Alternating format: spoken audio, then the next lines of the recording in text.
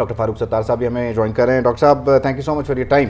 آپ مجھے یہ بتائیے کہ کراچی شہر آپ کی طرف دیکھتا ہے, کراچی کے باقی اسٹیک ہولڈرز کی طرف دیکھتا ہے.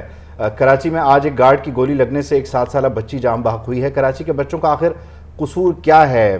وہ کراچی میں پیدا ہوئے, بس اتنا ہی؟ ڈاکٹر صاحب آپ تک آواز آ رہی ہے تو پلیز جواب دیجیے گا. چونکہ کوئی انٹروڈکشن نہیں ہوا نا تو میں سمجھیں کہ پہلے انٹروڈکشن. I am sorry. نہیں میں نے انٹروڈکشن دیا, شاید آپ تک آواز نہیں پہنچی ہوگی. ہاں, کراچی کے بچوں کا قصور کیا ہے کہ وہ کراچی میں پیدا ہو رہے ہیں؟ صرف یہی ان کا قصور ہے؟ اندھی گولیاں ان کا مقدر ہیں؟ میں سمجھتا ہوں کہ یہ ایک بہت بڑا المیہ ہے کہ جو شہر کبھی پاکستان کی پرائیڈ ہوتا تھا اور پوری دنیا میں پاکستان کی ترقی کا, پوری اقوام عالم میں جو پاکستان کو ایک منفرد مقام ملا, کسی بھی زندگی کے شعبے میں, کوئی بھی قومی زندگی کا شعبہ ہو, تو کراچی کا ہمیشہ ایک نمایاں کردار رہا. اور کراچی کو پاکستان کی ترقی کا انجن کہتے ہیں, معیشت کا مرکز کہتے ہیں. 4,000 ارب روپے کا ٹیکس دینے والا شہر اس طرح بے بسی کا شکار ہے.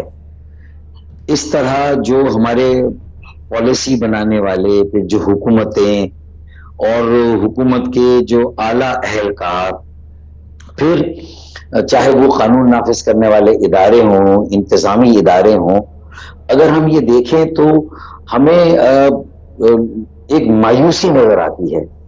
اور اس میں اب کون سا ایسا مسئلہ ہے جو اب یہاں نہیں؟ وہ شہر جو 70% کا ریونیو دے وفاق کو, 90-95% کا ٹیکس دے صوبے کو, اور اسے 1% کی خیرات 40 ارب روپے مرکز سے ملے, اور 20 ارب روپے کی خیرات صوبے سے, 1.5% اگر اس کا مقدر ہو, جبکہ اس کا کنٹریبیوشن 60 اور 70% ہو, تو پھر بتائیے. اور پھر جو یہاں پر سرکاری ادارے, محکمے, وزارتیں, انتظامیہ, افسران, جب وہ لوگوں کی, اچھا حکومت اور ریاست کی بنیادی ذمہ داری تو حکومت تو عام شہری کی جان, مال, متاع, عزت, آبرو کی حفاظت کرنا ہے نا. اگر ایک 7 سال کی بیٹی اس طرح ایک کہیں سے گولی آئے اور وہ مطلب اپنی مطلب ہے کہ وہ جو اس کے والدین کے خواب ہیں, کیسے کیسے خواب انہوں نے اپنی آنکھوں میں سجائے ہوں گے, اور آج وہ سارے خواب آنن فانن بکھر گئے. تو مطلب یہ بے حسی ہے. اور اس میں سیاسی جماعتوں اس میں آپ نے سیاسی جماعتوں کا نام لیا, میں ذرا اس میں جاننا چاہتا ہوں 2018 کے انتخابات کے علاوہ باقی تمام موقعوں پر متحدہ قومی موومنٹ کو کراچی کے لوگوں نے مینڈیٹ دیا. اس مینڈیٹ پر ایک بحث ہوتی ہے کہ وہ کس طرح دیا یا کس طرح لیا گیا, ایک الگ چیز ہے, لیکن آپ حکومتوں کو بنانے کا حصہ رہے. لیکن پھر کیا وجہ رہی کہ آپ جو ایک پاور ہاؤس تھے, جو حکومتیں بناتے تھے, چلاتے تھے, وہ کراچی کو حقوق نہیں دلوا سکے؟ ابھی آخری حکومت کا بھی آپ حصہ رہے, اور بلکہ آپ تو مختلف پریس کانفرنسز میں یہ بات کرتے تھے کہ اتحاد توڑ دیں, پیپلز پارٹی سے الگ ہو جائیں. خالد مقبول صدیقی صاحب آپ کو چپ کرا دیتے تھے. بنیادی مسائل ہیں, ظاہر ہے وہ ہم حل نہیں کرا سکے نا, لیکن ان بنیادی مسائل سے جڑے ہوئے جو علامتی مسائل ہیں, جو ثانوی مسائل ہیں, ان کو تو ہم نے بڑی حد تک حل کیا. آج پانی کے فسادات جگہ جگہ پھوٹ پڑتے اگر 10 کروڑ گیلن اضافی پانی K2 کی شکل میں میری وزارت اور میئرشپ میں نہ آتا. مصطفیٰ کمال بھائی کی میئرشپ میں 10 کروڑ گیلن اضافی پانی مشرف صاحب کی آشیرواد سے جو K3 کا نہ آتا. یہ تو گزشتہ 15 سالوں میں تباہی بربادی کے نئے ریکارڈ توڑے گئے ہیں نا, کہ کراچی کا کوئی اب انفراسٹرکچر نہیں. اب کراچی کے انفراسٹرکچر نواب شاہ, لاڑکانہ, کشمور, جیکب آباد, یہ سارے شہر اب ایک جیسے ہو گئے ہیں. بڑا مساوی سلوک کیا پیپلز پارٹی نے کہ کراچی سے ٹیکس بھی لیا اور کھربوں روپے کے 40,000 ارب روپے ملے ہیں 15 سالوں میں پیپلز پارٹی کو. تو نہ وہ کراچی میں لگے اور نہ ہی وہ لاڑکانہ میں اور نواب شاہ میں کہیں نہیں لگے. اور پھر بنیادی طور پر لا اینڈ آرڈر میں عوام کو اسٹیک ہولڈر بنانا ہے نا, کمیونٹی پولیسنگ کا نظام ہم کہہ کے تھک گئے، وہ نہیں رضا ہوتا.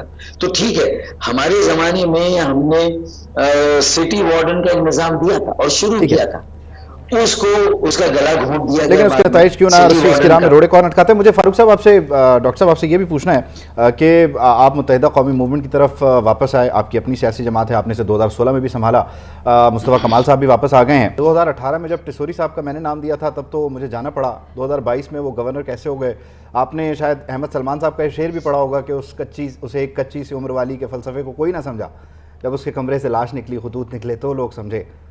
ایسا تو نہیں ہوا کہ انہیں بھی سمجھ آ گئی بعد میں کہ ٹسوری صاحب کو ہی کیوں گورنر بنانا ہے؟ دیکھیں میرے خیال میں یہ باتیں جو آپ کہہ رہے ہیں یہ تجزیوں اور تبصروں میں زیادہ بہتر اور مناسب ہے. میرا پارٹی میں واپس آ جانا اور خالد مقبول صدیقی بھائی کا مجھے دعوت دینا کہ میں دوبارہ پارٹی میں شامل ہوں اور ان کے ساتھ مل کے جو ایک بہت بڑی ذمہ داری اور بوجھ ہے اس کو اٹھانے میں ان کی مدد کروں، ان کا دستے بازو بنوں. تو میرے خیال میں میں تو 2 سال سے خود کہہ رہا تھا، اور جب خالد بھائی نے ظاہر مجھ سے یہ کہا تو میں نے فبیہا کہا. مصطفیٰ کمال بھائی نے بھی محسوس کیا کہ ظاہر ہے کہ اس کے علاوہ کوئی اور راستہ نہیں ہے، ورنہ مورخ جو ہے اور عوام ظاہر ہے کہ ہم اگر اپنی 1.5 اینٹ کی مسجدیں بنا کر رہیں راستہ یعنی تو کہ ظاہر بند ہے کر کہ دیا گیا تھا. ایک آخری سوال، کل جو مصطفیٰ کمال صاحب نے سگنیچر والی بات کی، آپ اس سے اتفاق کرتے ہیں؟ لیکن انہوں نے وہ بات بھی علامتی طور پہ کی تھی. وہ سگنیچر بھی perception is larger than the reality, یعنی جو تاثر علامتی ہے طور وہ پر انہوں نے یہ حقیقت سے بات کی، کبھی آپ کا کہنا ہے، اور لیکن بڑا بنا دیا تھوڑی جاتا ہے. وہ انسینسٹیو ہو گئی. پرسپشن ہے، وقت کی کمی ہے. ڈاکٹر ریالٹی فاروق اس میں ستار بھی نہیں صاحب، ہے. Thank you so much for your time.